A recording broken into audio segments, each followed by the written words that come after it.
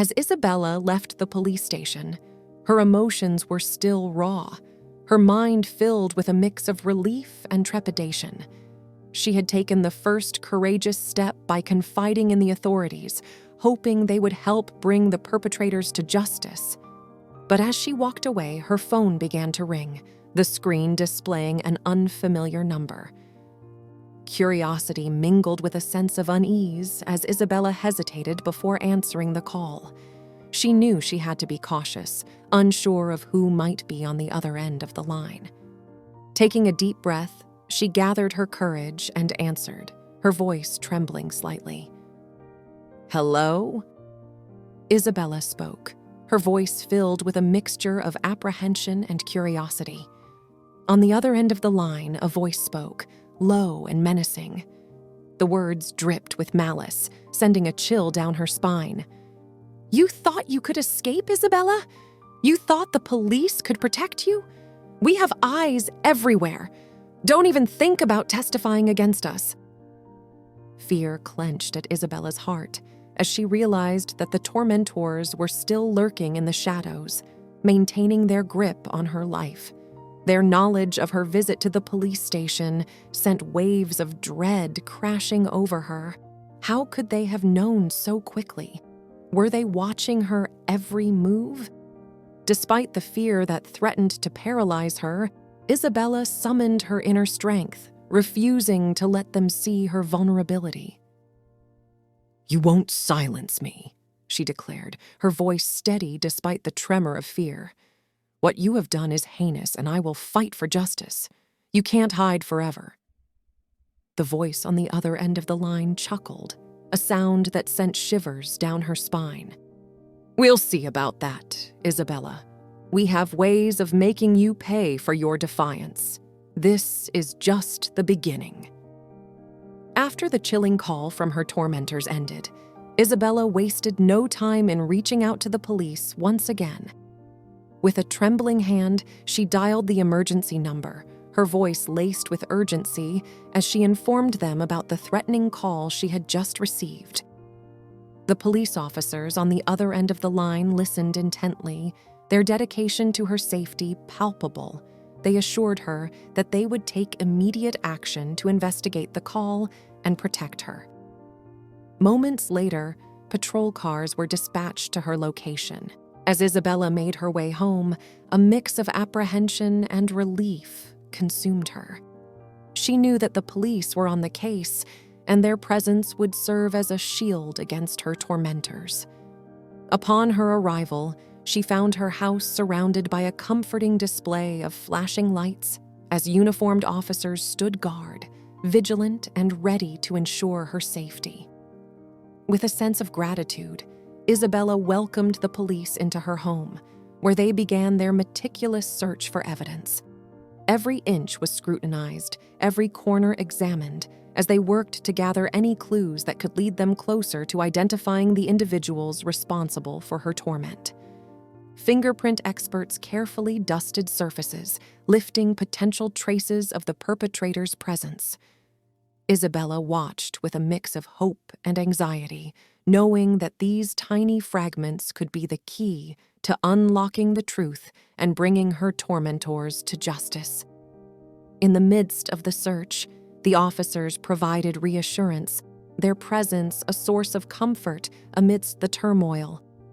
They listened attentively to every detail Isabella shared, ensuring that no stone was left unturned in their quest to protect her and hold those accountable for their actions. As the search concluded, Isabella felt a renewed sense of security. The police had gathered vital evidence and taken necessary precautions to safeguard her well-being. They had shown their unwavering commitment to her cause, instilling in her a glimmer of hope that justice would prevail. After a month of intense investigation and surveillance, the police finally delivered the long-awaited news to Isabella. Standing before her with a mixture of relief and concern in their eyes, they gently spoke the words she had been yearning to hear: "You are safe." The police had tirelessly worked to bring an end to the reign of terror inflicted by the shearers. Their efforts had paid off, resulting in the capture and apprehension of the notorious duo.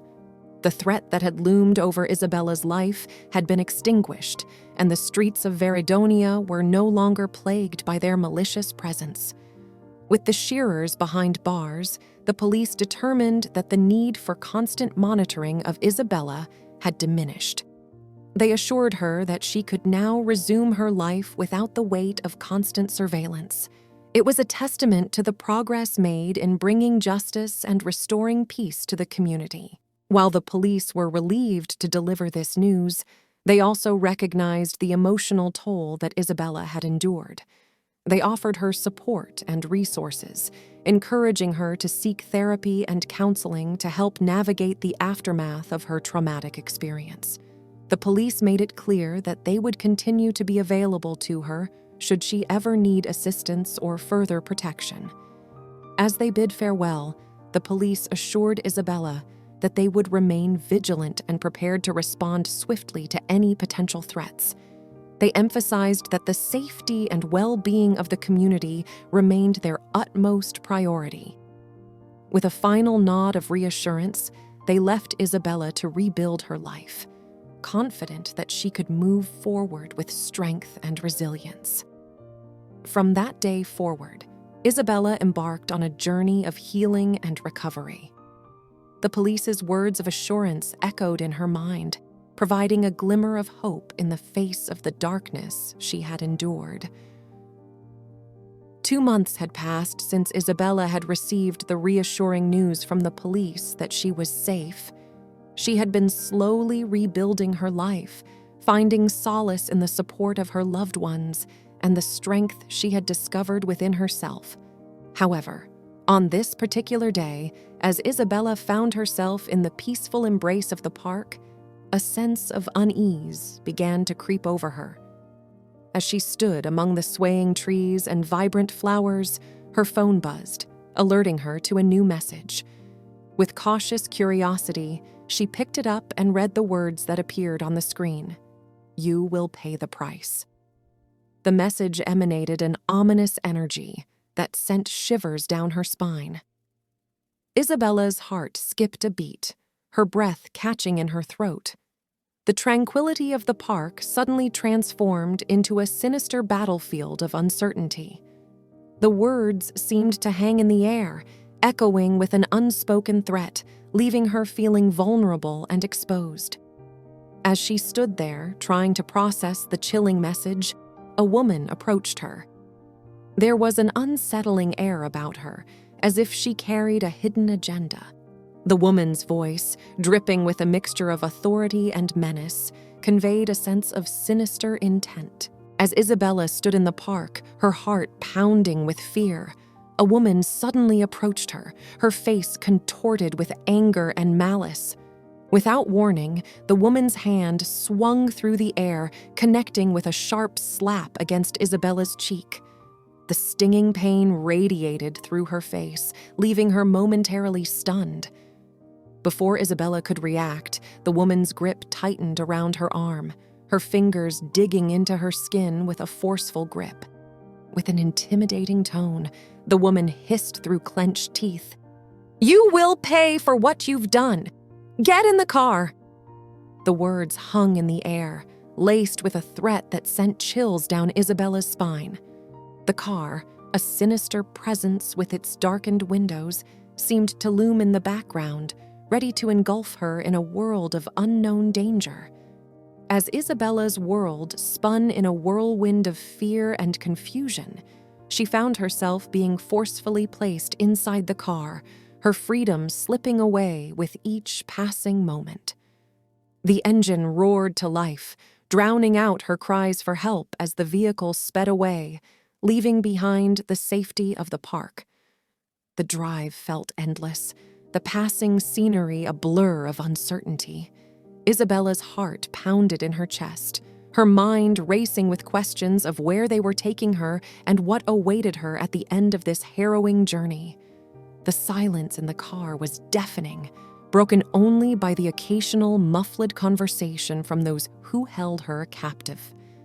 Finally, the car came to a halt, and Isabella's heart sunk as she was led out into an unfamiliar, dimly lit hall. The air was heavy with an eerie stillness, punctuated only by the sound of her own ragged breathing. The walls seemed to close in on her, amplifying her sense of entrapment.